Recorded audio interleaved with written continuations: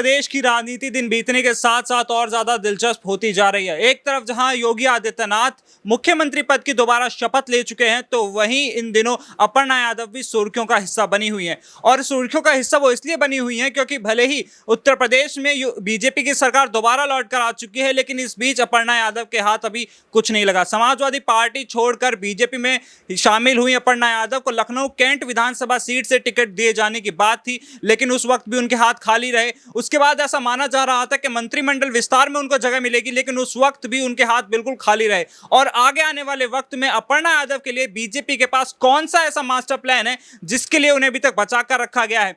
तो मैं हूं मृत्युंजय चौहान और मेरे साथ हैं मेरे सहयोगी मेघा। तो इन्हीं सभी बातों पर आज हम चर्चा करेंगे। तो मेघा, सबसे पहले मेरा सवाल यही रहने वाला है कि अपर्णा यादव को लेकर बीजेपी के पास कौन सा ऐसा मास्टर प्लान है जिसकी वजह से अपर्णा यादव को अभी कोई जिम्मेदारी बीजेपी ने नहीं दी है।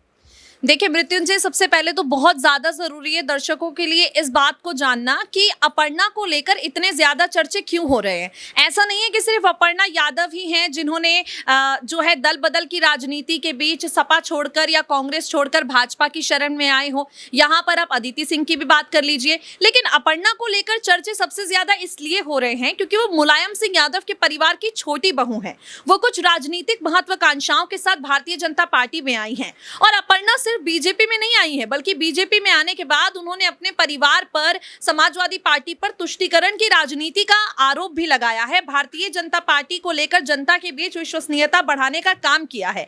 जहां जहां पार्टी ने अपर्णा यादव को प्रचार के लिए भेजा वो वहां वहां गई हैं।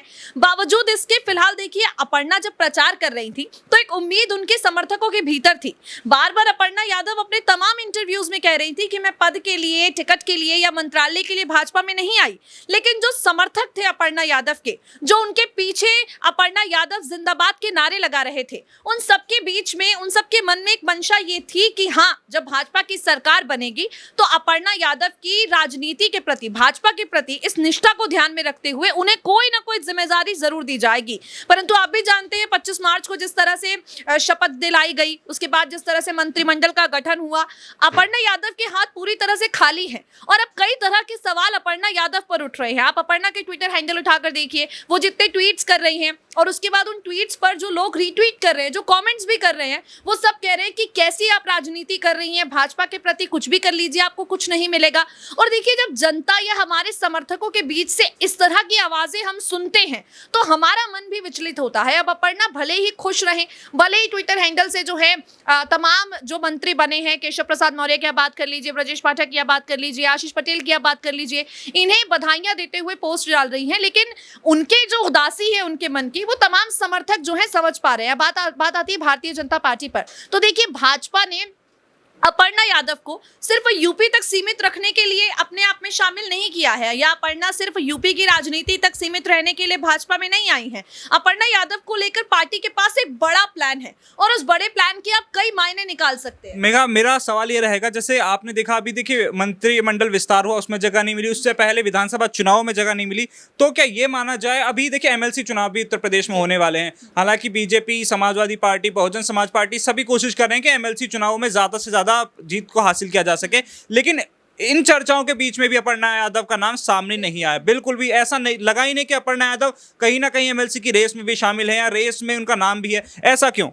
देखिए, इसके पीछे की एक वजह यह भी है मृत्युंजय कि भाजपा अपर्णा को पूर्ण रूप से सपा के खिलाफ इस्तेमाल नहीं करना चाहती है। भारतीय जनता पार्टी अपर्णा को अखिलेश के खिलाफ इस्तेमाल करना चाहती है, डिंपल यादव के खिलाफ इस्तेमाल करना चाहती है, मुलायम सिंह यादव के खिलाफ इस्तेमाल करना चाहती है। तो जहां पर सीधे टक्कर अखिलेश यादव से होगी, वहां पर भारतीय जनता पार्टी की तरफ से एक बड़ा चेहरा अपर्णा यादव बनेंगी।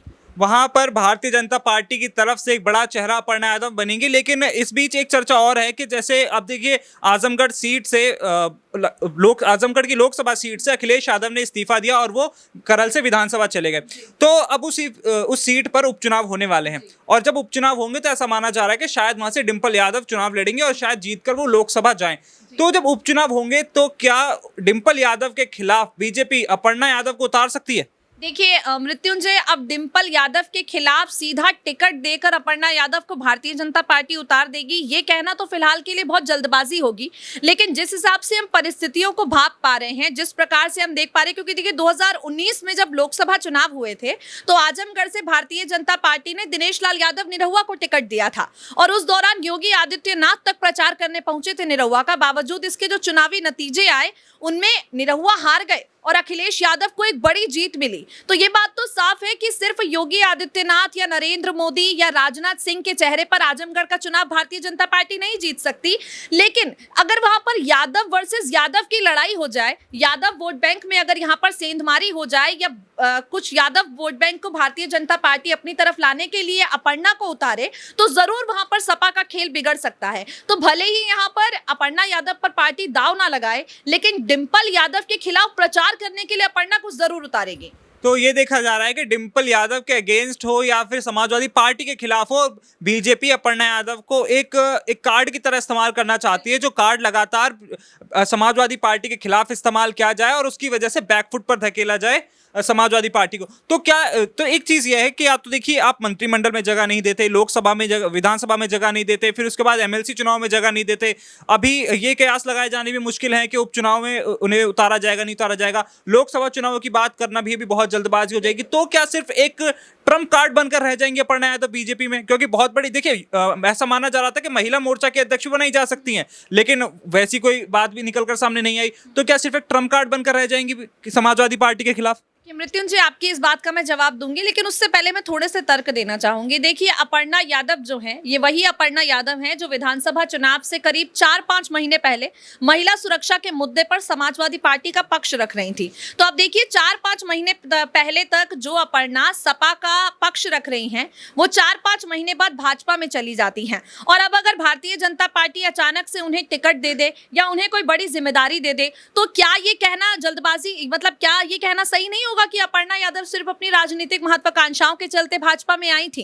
तो उन्हें महत्वाकांक्षी होने का एक जो नाम टैग लगता है, वो टैग भी अपने आप से हटाना है और उसके बाद राजनीति के क्षेत्र में अपना उज्जवल भविष्य भी चाहिए। तो देखिए, हर चीज को वक्त लगता है। अपर्णा यादव का राजनीतिक अनुभव कुछ बहुत ज्यादा नहीं है। 2017, 2014, 15 से पहले शायद उन्हें कोई जानता भी नहीं था। 2017 में कोई जानता नहीं था, मेरा कहने का मतलब है कि सियासत के अखाड़े में उनकी कोई बहुत ज्यादा बुलंद पहचान नहीं थी। साल 2017 में चुनावी मैदान में उतरती है तो भी हारती हैं। हाँ, अब भारतीय जनता पार्टी के साथ उनकी सियासी शुरू हुई है, तो देखिए जो उनका बीता अनुभव था, उस अनुभव को रिगार्ड करके या उस अनुभव को पहचान कर भारतीय जनता पार्टी अपर्णा को टिकट क्यों देगी? अभी थोड़ा वक्त देना पड़ेगा। अपर्णा यादव की काबिलियत को, उनकी प्रतिभा को परखना पड़ेगा। अभी देखिए, जो मैं आंकड़े थोड़ी देर पहले ही मैं एक रिपोर्ट पढ़ रही थी, तो अपर्णा यादव पर जो समाजवादी पार्टी के नेता तमाम सवाल उठाते थे, उन्हें लेकर अपर्णा ने हाल ही में एक इंटरव्यू भी दिया था, जिसमें उन्होंने कहा था कि देखिए, आंकड़े बताते हैं, जहां जहां पर मैंने जाकर भाजपा प्रत्याशियों का प्रचार किया है, वहां उन प्रत्याशियों को अच्छी रिजल्ट मिला है, वहां उन प्रत्याशियों की जीत हुई है। यानी जनता के बीच अपर्णा यादव की एक अच्छी खासी पकड़ है। तो अभी अपर्णा यादव को भारतीय जनता पार्टी थोड़ा सा और भुनाना चाहती है। भुनाना चाहती है मतलब अपर्णा अभी जो है अपनी पहचान बनाए। पहचान सिर्फ मुलायम सिंह यादव की बहू के तौर पर नहीं, एक प्रखर नेता के तौर पर अपनी पहचान बनाए और उसके बाद पार्टी उन पर दाव लगाएगी। और देखिए, आगे बहुत सारे जो हैं चुनाव आने वाले हैं। आप मध्य प्रदेश की बात कीजिए, राजस्थान की बात कीजिए, आप गुजरात की बात कीजिए, तो आगे आने वाले 2-3 सालों में कई, हिमाचल की आप बात कीजिए, चुनाव है, जहां पर अगर पार्टी अपर्णा यादव को प्रचार के लिए भी भेजती है तो भी बहुत बड़ी बात होगी। अब आपने बात की जिम्मेदारी की, तो देखिए, जब महिला नेताओं की बात आती है तो भारतीय जनता पार्टी में सबसे बड़ा चेहरा स्मृति ईरानी है।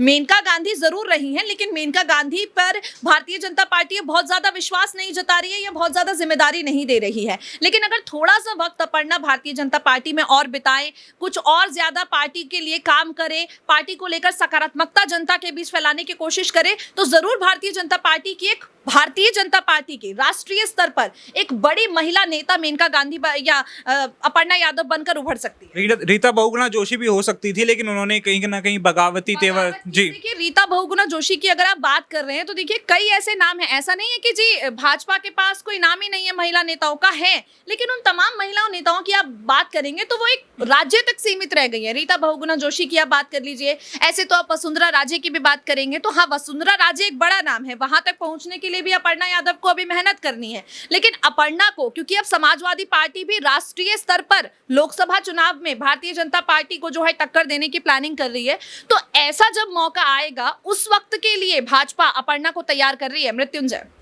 उस वक्त के लिए अभी भाजपा अपर्णा यादव को तैयार कर रही है। हालांकि देखा यह जा रहा है कि अपर्णा यादव के नाम पर अभी भी कहीं ना कहीं मुहर नहीं लगी है, और ऐसा देखा जा रहा है कि अपर्णा यादव को लेकर जो भी मास्टर प्लान बीजेपी बना रही है वो समाजवादी पार्टी के खिलाफ ही बनाया जाएगा। समाजवादी पार्टी को चाहे अखिलेश यादव हो चाहे फिर डिंपल यादव लगा सीधे टक्कर देने के लिए अपर्णा यादव को मैदान में कहीं ना कहीं उतारा जरूर जा सकता है, या फिर उन्हें एक इतना बड़ा नेता बनाया जाए जो अकेले समाजवादी पार्टी को टक्कर दे सके। लेकिन जो भी है वो प्लान अभी बीजेपी के पास है। अभी देखना होगा कि क्या एमएलसी चुनावों में अभी भी वक्त है तो उन्हें भी वहां क्या मौका दिया जाएगा, या फिर बीजेपी अभी लोकसभा चुनावों तक का इंतजार करेगी। यह सब तो आने वाला वक्त ही बताएगा। लेकिन आप ऐसी तमाम बड़ी खबरों के लिए देखते रहिए स्पिन 9 न्यूज।